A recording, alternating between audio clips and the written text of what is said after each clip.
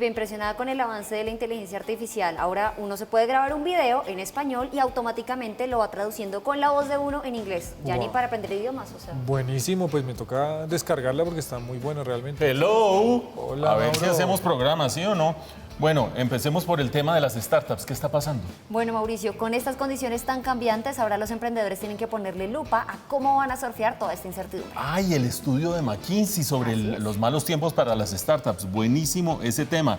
Pipe, Cinema Paraíso, ¿qué pasó con esa sala que se cerró? Nunca se supo por qué. ¿Qué pasó? Pues Mauro, realmente la gente está diciendo que por problemas económicos, pero ahí hay muchas más cosas y lo averiguamos. Lo averiguamos. Muy buen tema. Y yo les tengo otro que queda demostrado aquí. Qué bueno que es trabajar en equipo, pero entonces, ¿cómo es la cosa? Hay técnicas para trabajar en equipo y las vamos a analizar con Escape Room también. Silencio al estudio, vamos a grabar. Vamos a grabar.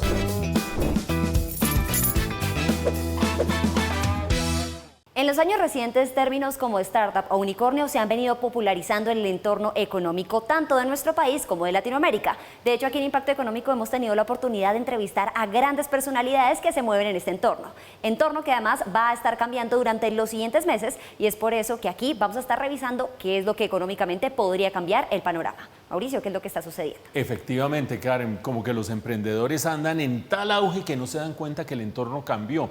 Ojo a lo siguiente, en primer lugar, una buena noticia. Colombia, lo supimos en los últimos días, ha ascendido en el ranking internacional de buenos entornos para las startups. Los primeros 5 lugares siguen siendo los mismos: Estados Unidos, Reino Unido, Israel, Canadá y Suecia. Pero Colombia subió del lugar 44 al lugar 40. Ahí hay una buena noticia. Y es en ese contexto donde aparece un estudio de McKinsey, recién salido del horno, una gran consultora internacional, ustedes la conocen. Se hizo con más de 200 startups en América Latina, se hizo en 8 países y evalúa más de 15 sectores económicos. Es decir, no es cualquier bobada. Y eso sucede después de que en América Latina hubo un gran auge, o ha habido un gran auge de startups. Fíjense ustedes que los unicornios de los que hablaba Karen, esas empresas que hoy en día se cotizan a más de 1.000 millones en el mercado internacional, 1.000 millones de dólares, pasaron de ser 9 en América Latina en 2018 a ser 34. Y los fondos de capital de riesgo que llegan a América Latina para alimentar esas empresas pasaron de 3.000 millones de dólares en 2018 a 18.000 millones de dólares en el año 2021. Es decir, un auge impresionante, Pipe. Mauro, pero entonces no entiendo, si todo está bien, si hay tanto auge, ¿cuál es el hallazgo? ¿Cuál es la noticia? Ahí está justamente el problema, Pipe. Cuando hay tanto auge, cuando la gente siente que hay plata abundante, no se da cuenta de que puede haber cambios en el camino. Y ojo a lo siguiente, ha habido un 30% de caída del valor de varios portafolios seleccionados de los capitales de riesgo en la región. Es decir, lo que antes valía cierta plata, hoy vale 2/3 partes de esa plata, y algo está pasando detrás. Pero lo que es más significativo, ha habido una caída de 51% en los fondos para capital de riesgo entre 2021 y 2022 en América Latina. Está llegando menos plata a ese negocio tan próspero y que estaba en tanto auge. Mauro, pero entonces, ¿cuáles son las causas? Bueno, hay 2 cosas por lo menos que vale la pena destacar. La primera, se están demorando mucho las startups en llegar a punto de equilibrio. Lo que hemos visto en este programa a lo largo de los meses entrevistando a emprendedores es que arrancan con capital y empiezan a tratar de crecer en el mercado, y poco a poco van ajustando las cargas para llegar a un punto de equilibrio donde ingresos se igualen con los costos. Ojo a lo siguiente, empresas con 2 años de edad, más del 80% no llegan al equilibrio. Entre 3 y 5 años, más del 60%. Y solamente cuando tienen 9 años de edad, vean ustedes, 33% no llega al equilibrio, 2/3 partes sí. Hay capitales que no aguantan tanto tiempo. Pero lo segundo, y muy significativo, ojo a lo siguiente, alrededor del 40% de las empresas encuestadas por McKinsey han reducido su planta de personal. Que sí, que me voy a trabajar a una startup y qué sé yo, se está reduciendo el empleo en América Latina. Y lo otro que es significativo, cada una de esas empresas ha reducido entre 20 y 30% su planta de personal. Eso da una idea de la magnitud de las dificultades. Teniendo estas alertas en diferentes puntos, Mauricio, me imagino yo que las startups están cambiando sus prioridades o sus estrategias, ¿o no? Pues ese es uno de los llamados de atención que hace McKinsey. Las startups en América Latina siguen creciendo y se siguen desarrollando como si los tiempos no estuvieran cambiando. Las prioridades son las mismas que al comienzo. Vean ustedes lo que encontró McKinsey. El 84% de las empresas dicen: mi prioridad es crecer. seguir creciendo, ajá, y esta dificultad para conseguir plata, ¿qué? Desarrollar el producto, 57%, y menos de la mitad de los encuestados empiezan a decir, mi prioridad es reducir costos, que es lo fundamental que uno tiene que hacer en tiempos difíciles. Bueno, con ese cambio de entorno yo creo que ahora sí me estoy empezando a preocupar. Y Pipe, hemos resumido esas preocupaciones en 4 grandes preguntas. Primero, ¿por qué se están complicando las cosas de esta manera? En segundo lugar, ¿vendrán más adquisiciones? Es decir, el que tiene en este momento una startup, ¿se la comprarán, pero a menos de lo que estaba pensando? ¿O sencillamente vendrán más fracasos? Y sobre todo, ¿qué debe pensar hoy en día un emprendedor, alguien que está liderando una startup en América Latina y en concreto en Colombia, con este cambio del entorno, Karen? Lo que nos queda claro con este informe, Mauricio, es que las condiciones económicas están cambiando y es un llamado de atención a los emprendedores y a todas las personas que trabajan en startups para empezar también a cambiar con el entorno económico, porque parece ser que siguen trabajando bajo las mismas pautas de hace un par de años.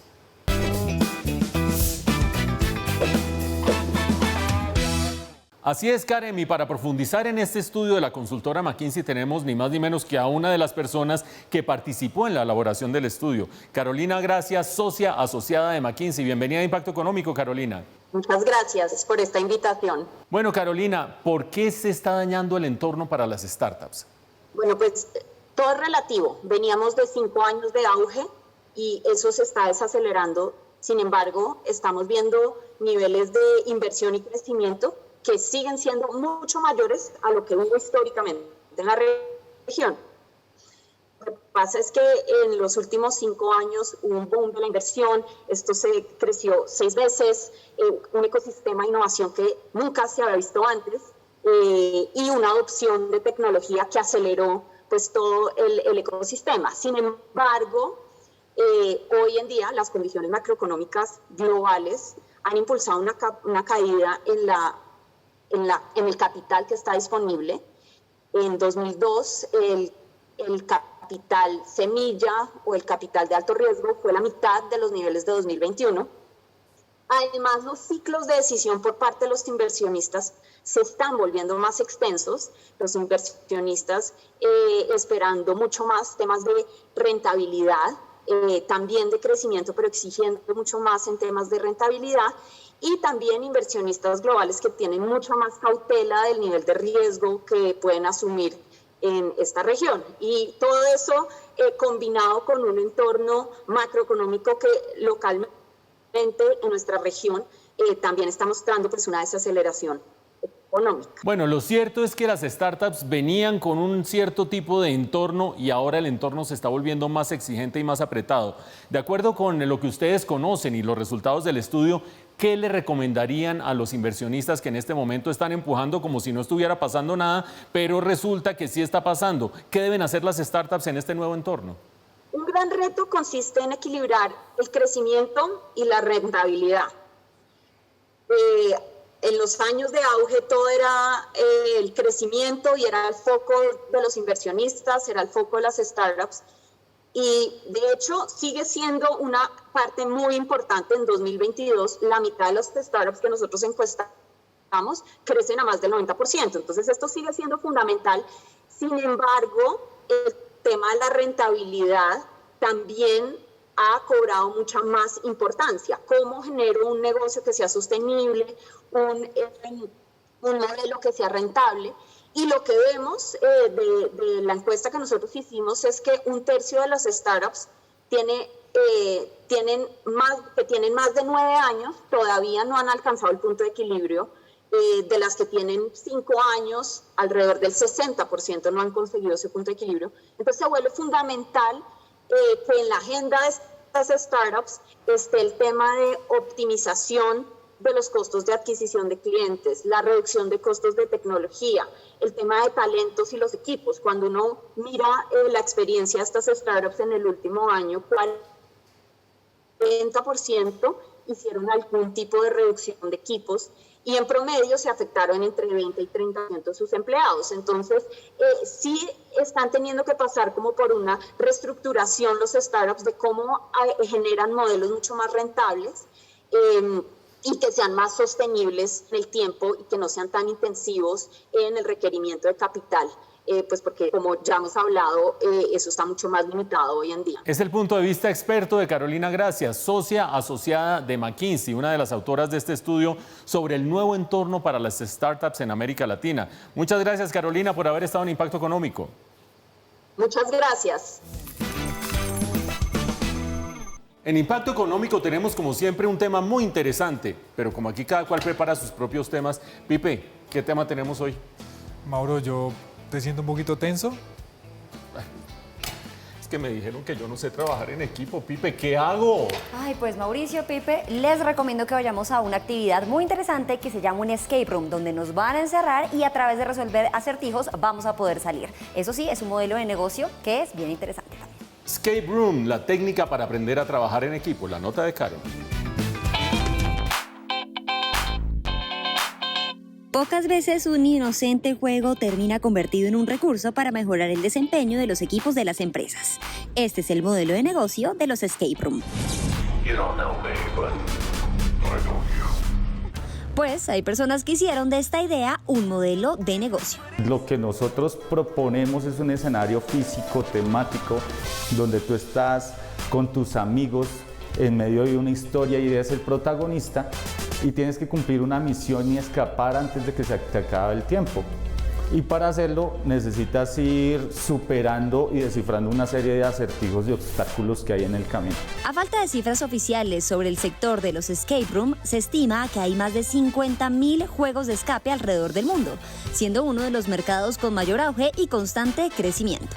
El modelo de negocio se me ocurre a mí en uno de los viajes que hice en algún momento a Estados Unidos, a New York City.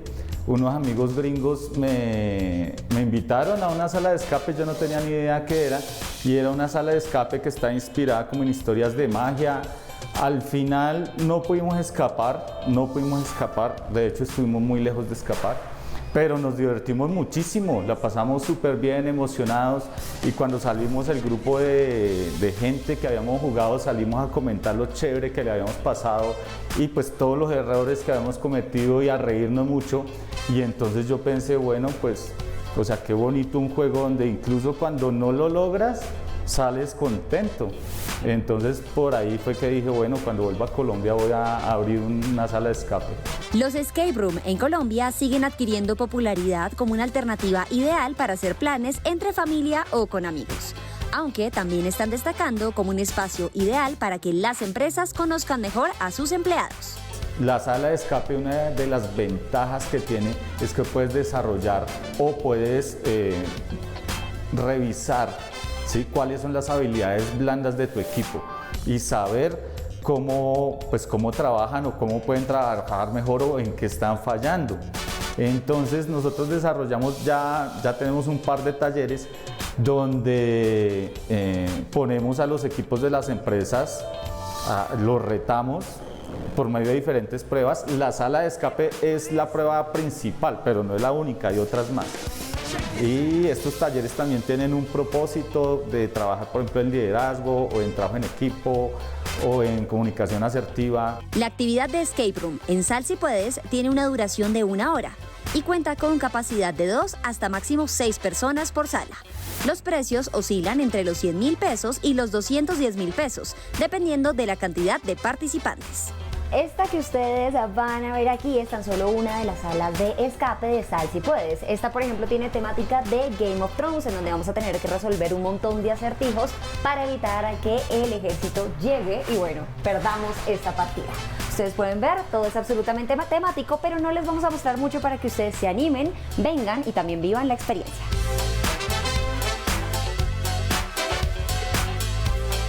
Este es un modelo de negocio que utiliza a su favor la adrenalina y la competencia entre los participantes.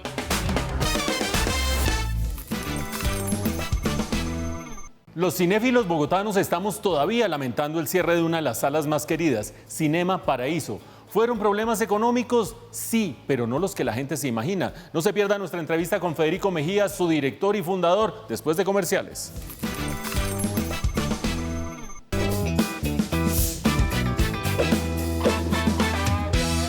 En Impacto Económico estamos como siempre con los protagonistas de la economía colombiana, en concreto de la economía de la cultura. Y un sector que es clave es el de la exhibición de cine. A nuestras espaldas está el icónico Cinema Paraíso de la ciudad de Bogotá. Bueno, el que era hasta hace poco el Cinema Paraíso. Y tenemos con nosotros a Federico Mejía, su alma, su gestor, su gerente. Federico, bienvenido a Impacto Económico. Muchas gracias, Mauricio. Nos sorprendimos los bogotanos, se sorprendió el público cinematográfico colombiano cuando supo cierra Cinema Paraíso, por lo menos en su ubicación actual. ¿Qué pasó, Federico? Bueno, Mauricio, desde la pandemia pues tuvimos diferencias con los propietarios del local y no pudimos llegar a un acuerdo a pesar de haber tenido unas largas conversaciones y diferentes negociaciones, y luego de estos 3 años definitivamente tuvimos que llegar a la penosa decisión de cerrar el cine, por lo menos como usted dice, en su ubicación actual. Para quienes nos siguen desde afuera de Bogotá, recordémosles cuánto tiempo llevaba Cinema Paraíso en esta ubicación.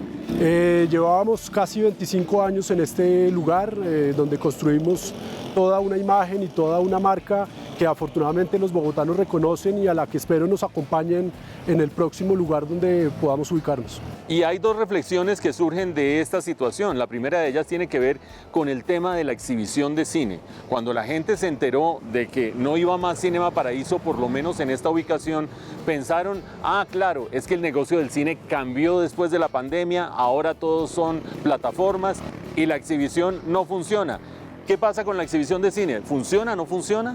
No. Evidentemente las plataformas durante la pandemia lograron posicionarse como una alternativa para el entretenimiento. Eso no es un secreto para nadie, pero el cine sigue funcionando como lo hacía antes, porque el cine no es simplemente ir a ver una película. El cine es una experiencia de socialización donde la gente sigue acudiendo como un espacio precisamente donde acude para relacionarse con la gente, y sigue siendo una alternativa muy importante para el mundo entero, y eso sigue ocurriendo aquí y en el mundo.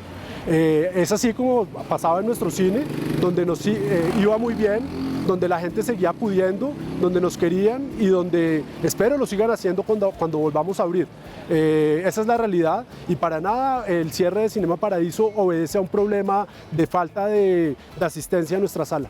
El problema, en últimas, es el mismo problema que han vivido muchos negocios y que vivieron durante la pandemia.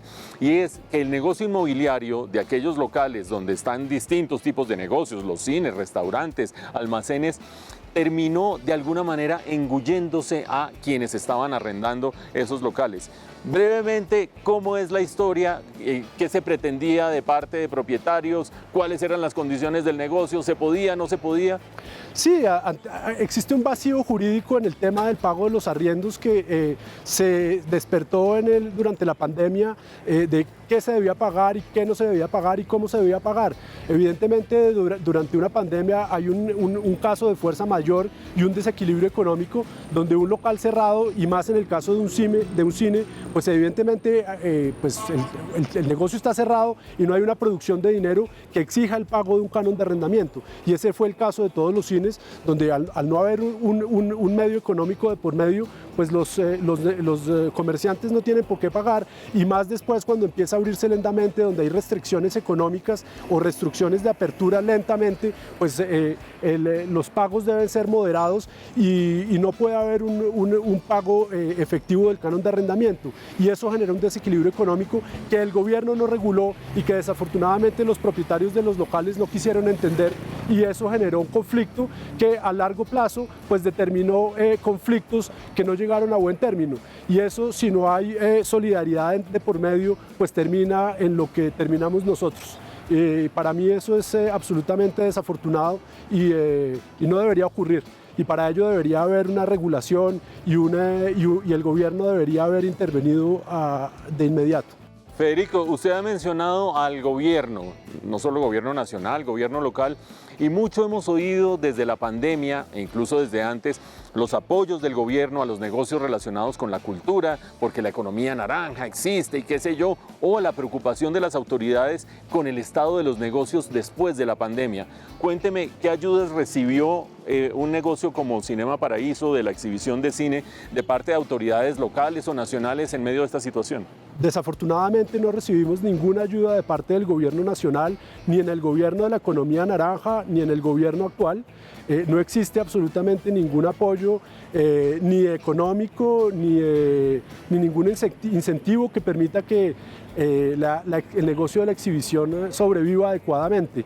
Ningún gobierno se ha puesto de acuerdo sobre cómo apoyar las salas de cine, o por lo menos las salas denominadas alternas, lo cual es lamentable, porque uno sí ve que desde el gobierno nacional y desde la división de cinematografía se lamentan cuando una sala se cierra, pero no existen mecanismos eficaces que permitan que estas salas reciban estímulos efectivos para que puedan sobrevivir y mantenerse adecuadamente, lo cual resulta lamentable.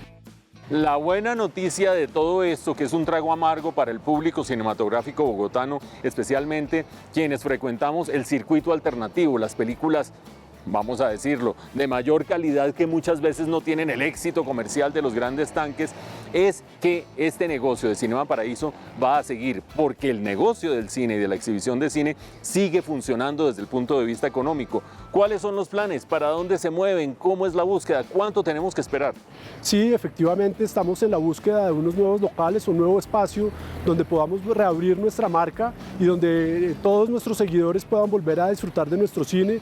Esperamos hacerlo a corto o mediano plazo, ya sea con un nuevo formato o en un espacio similar al que teníamos acá, para que pues, nuestra marca siga existiendo y todos nuestros seguidores puedan seguir disfrutando de nuestras películas y del sello que todos han reconocido. Es Federico Mejía, el alma, el creador, el gerente, la cabeza de Cinema Paraíso, pero también de Bavilla Cine, que está detrás de Cinema Paraíso, explicándonos qué ha pasado con el cierre de esta etapa, solo una etapa de Cinema Paraíso, y qué viene más adelante. Gracias, Federico, por estar en Impacto Económico. Gracias a usted.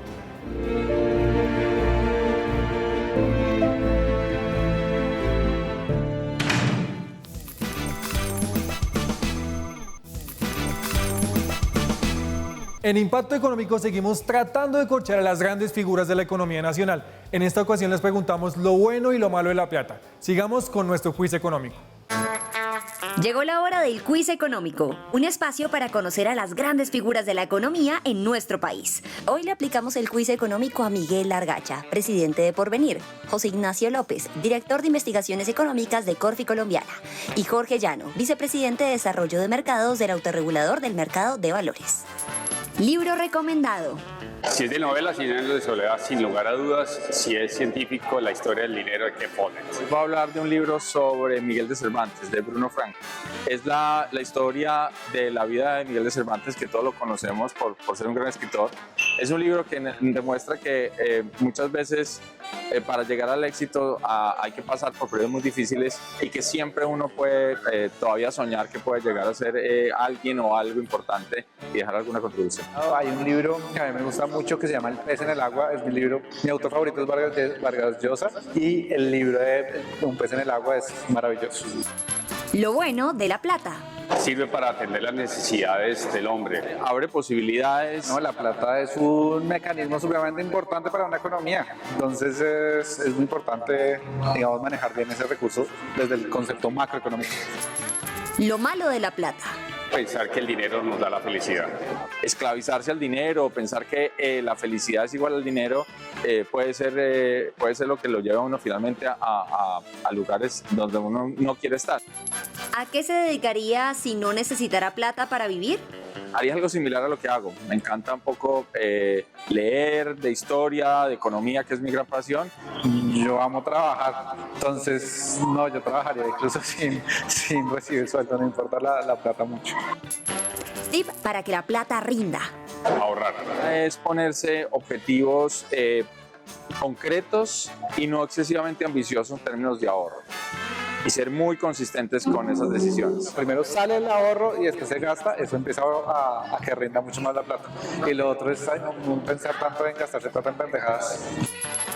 Cifra que siempre tenga en mente. Sí, yo diría que pagos de servicios públicos, el pago del celular, el pago del internet, ese tipo de servicios pues son los que usualmente pago y tengo en la cabeza. Tener un objetivo claro de cuánto es el nivel de ahorro que quiero. ¿Qué problema de Colombia solucionaría si pudiera? Hoy la equidad. Bueno, sin lugar a dudas, pues es la pobreza. La pobreza de los adultos mayores. ¿Cuál ha sido su mejor inversión? El ahorro. Ha sido la educación. Sí. Uy, yo compré muy chiquito acciones de ISA y Isagen con un monto bajito de lo que podía porque era con mesadas de los viejos y eso me sirvió después mucho porque se valorizó harto esas acciones. ¿Cuál ha sido su peor inversión? No ahorrar. Ha sido más, yo te diría, inversiones que no hice. Esas han sido las peores inversiones y consistente con lo que nos pasa a todos, que es muy humano, no pensar en el futuro, pensar que uno nunca va a envejecer, que nunca se va a jubilar. También hice una compra de acciones de una aerolínea que no salió muy bien. Y así se nos va yendo el tiempo en Impacto Económico, pero nos quedan como siempre temas para la reflexión. Por ejemplo, Karen, tú que tienes tantos amigos emprendedores, ¿te diste cuenta que vienen tiempos difíciles y hay que hacer ajustes? Claro que sí, Mauricio. Ahora más que nunca los emprendedores deben hacer caso de las pautas de los especialistas para aprender a surfear estos tiempos cambiantes. Bueno, Pipe, ¿y aprendiste a trabajar en equipo o no? Por supuesto, Mauro, aprendí que la unión hace la fuerza y que hay que trabajar en equipo. ¡Eso! Y ustedes, no dejen de seguirnos en 8 días, aquí desde los estudios de Plaza Claro, donde volveremos a analizar las circunstancias que afectan su bolsillo y nuestro bolsillo. Hasta entonces.